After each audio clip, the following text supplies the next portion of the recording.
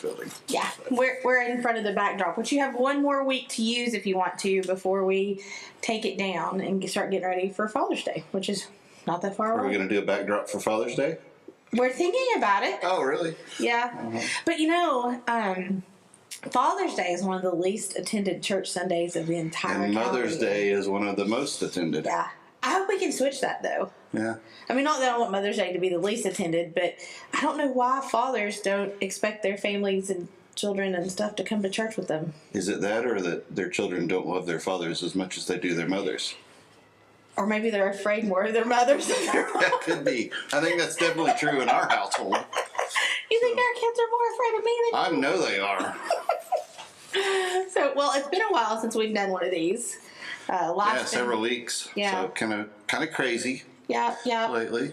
But I will have to say a great big thank you to y'all.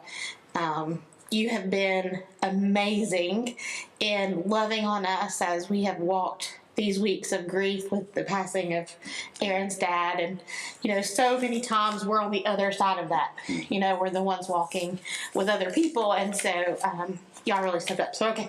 All right, moving on. That was unexpected. But, yeah, the gifts, the cards, the phone calls, the grace that you all have shown us as we've forgotten things or not been able to be at things has been much appreciated. absolutely. Okay. Are you sure that our kids are more afraid of me than you? Yeah, it's because you cry. Is it because Yeah. I cry? Anyway, so we we just wanted to give you a preview of some of the stuff that's coming up and a recap of things that have a ton of stuff has happened. There's no way we can recap it all. But last week we had the Mecca, the Mount Empire Children's Choral Academy did their spring concert here, and it was absolutely lovely. I mean, so talented.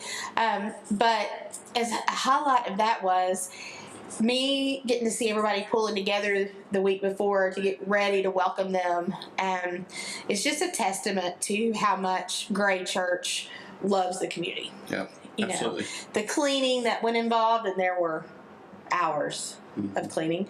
But folks showing up to help usher and guide people that day, it was a phenomenal example Yeah. of how much that happened. So Yeah, good day of ministry and an opportunity for us to kind of put our best foot forward and just to welcome people who aren't typically part of this community of faith, but we can welcome into our space. So I'm part of a ministry group that works with children and different things, and somebody said that you think about December and Holy Week being really hard times in the church, but they're calling this Maycember because May's so busy, and it really has been super busy here with outreach ministries to the school.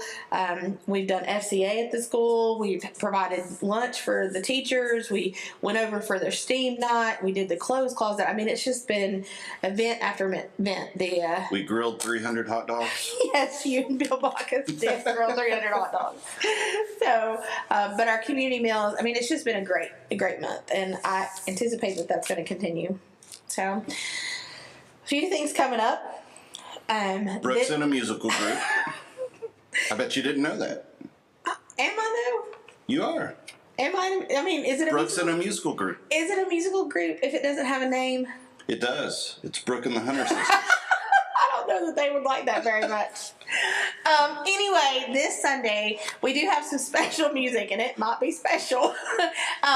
We're gonna be looking at worship. The summer's a great time to do this, but changing it up a little bit here and there. And so this week we've got a bunch of best musicians. We have a whole bunch of instrumentalists that are coming, and we're going to be doing some Southern gospel music. So there's going to be banjo and mandolin and fiddle and piano and stand-up bass. Yeah, and Brooke's musical group. so anyway, I hope that you'll come out, not just because I'm in a musical group. Oh, I thought I'd never say those words ever again. So I am stepping outside of my comfort zone. I'm all the time getting other people to do that. But what I have said is I am so outside my comfort zone with this that I can't even see my comfort zone. So I'm really having to take my own advice here and do that. It's called taking your own medicine. Yeah. So for all of you people who I ask to do things that are outside of your comfort zone and and you look at me every Sunday morning getting up and talking in front of people and say, well, it's easy for you to do that. Ask me to do that because it's easy for you. Know that this is keeping me up at night. But God always shows up when you're outside of your comfort zone. So I'm excited to see how that happens. So that's this Sunday. Next Sunday is Memorial Day Sunday. It's also a fifth Sunday, and we're going to do a hymn sing. So here's the deal. I constantly hear people talking about, I wish we'd sing this song, or, oh, I wish we'd sing this song. Here is your chance, and you're not taking it. Yeah, for a few weeks now, we've been encouraging you to send in your choices on music, on hymns, and not many of you have taken us up on it. Yeah, I think 3 or 4 maybe. Yeah. So here's your chance. So you can comment on this video. You can comment on any of the social media posts about it. You can text or email David or call him or tell us on Sunday morning. But if you tell us on Sunday morning, you might want to write it down on something because Sunday mornings get kind of crazy and we don't always remember what people ask us or tell us to do on Sunday mornings. If you can imagine if you had 150 of your closest friends and family telling you things on between 2 hours, you might forget some things. So just an FYI. Yep. So we're doing that. So I'm excited about that, though. I've seen some of the suggestions, and of those 2 or 3 people, they're submitting. Like one person has submitted a whole bunch. Okay. Yeah. But we don't want it just to be that person's favorite songs. We want it to reflect our congregation. So yeah, so anything out of the hymnal, but we need those like Sunday so that we can help prepare, get the words on the screen and all that kind of stuff. Mm-hmm. Coming up in the life of the Methodist Church, the Holston Conference, we have annual conference coming up in a few weeks. We do. And I've had several people ask me, we haven't made an announcement about whether we're going or staying, and so we're here to say that we're not going anywhere. So Aaron's been reappointed. I mean, there's always that rare No, chance, we're not going anywhere. But Stop it. We're not going anywhere. We're not going anywhere. So that's exciting. Yeah. We're happy to be here. We don't feel being called to be away, and we don't want to be away. So, and sometimes those don't always line up. That's true. What God calls you to do and what you want to do. But so we're staying. We are. Yay. Yay. I hope most people are happy about that. I'm sure some of y'all are like, oh no, we got to put up with them another year. But we're happy regardless. But annual conference is a special time. We've not got to gather in person the last couple of years because of the pandemic. But we'll gather again at Lake Junaluska. So Aaron and I will be gone. And we have lots of folks here that are delegates this year. So we'll be voting on behalf of our church and our district on business matters and all kinds of stuff. We will not be discussing the big matter, though, this year, annual conference. So everybody can take a deep breath and just know that. But we have a few ways that you can be involved in annual conference. And it's a time that we really highlight missions. And so our Change for Children jars are out. So fill those up with change. We'll split that with the Change for Children grant opportunities with the conference. And what they do, and we'll probably be applying for one of these this year, is they help fund unique and innovative children's ministries opportunities throughout the conference with that grant money. So what we've been doing is, as we've collected the change over these last 4 or 5 months, we're going to split that money. 50% of it's going to stay here at Gray, 50% is going to go to the conference. But then in June, 100% of what we collect will stay here at Gray. And that's how we've been funding our field trips and those kind of things. So please give generously. Absolutely. Our conference mission offering this year is to support the ministries that we have been in community and collaboration with for almost 20 years now in South Sudan in Africa. So you can make your gifts. You can put those in the offering plate or online and just mark those for Sudan.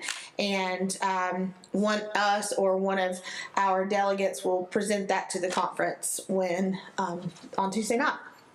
And then we've been collecting backpack stuff, so there's some more information about that in the narthex. So it's just a great time that all the United Methodist churches across our conference, and there's over 800 of them, if you didn't know, are working together in these 3 areas and other areas. Those are just the 3 highlighted areas. Yeah.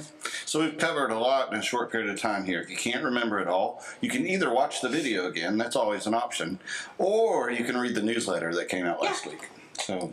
And look at your weekly updates that we hand out after the service. So make sure you're picking up one of those. And really, all this is on social media. You can find it there too. But all right. Anything else? I would just say, we're kind of entering into that summer season, and I know there's going to be a lot of folks traveling and spending time with family and that sort of thing. So we just know that that's part of this season, and we're going to miss you when you're not here. I would just encourage you that when you are in town, though, that you make it a point to come and worship with your church family, because it can sometimes that 1 week can stretch into 2 or 3. So. We miss you when you're not here. Absolutely. You have lots of opportunities to be plugged into Gray Church. So we have Sunday school at 9 o'clock every Sunday morning. Our connection time is at 10. That's coffee and donuts and just fellowship. And then worship starts at 10:30 in person and online. If you are interested in choir, those kind of things, that happens on Sunday night at 5. Our children's activities also start at 5 o'clock on Sunday nights. And this Sunday, we're taking a field trip. So if you have a child or a youth and they're wanting to go, we're going to play putt-putt at Paradise Acres. So we need to gather at 5. Make sure your permission slip is signed. And that's at no cost to the children. So if you're an adult, we're going to ask you to pay. But if you're a child, you don't have to pay. We've always got stuff going on here, and we would love for you to participate in it. If you happen to be listening to this and you're not part of our church family, you're always welcome here. Absolutely. If you're new to the area, if you don't have a church home, we would love to have you. If you come for the first time on a Sunday morning, you can come dressed just casually. You'll see everything on a Sunday morning, but you can come just as you feel comfortable. So. Yep. We'd love to see you. All right. God bless, folks.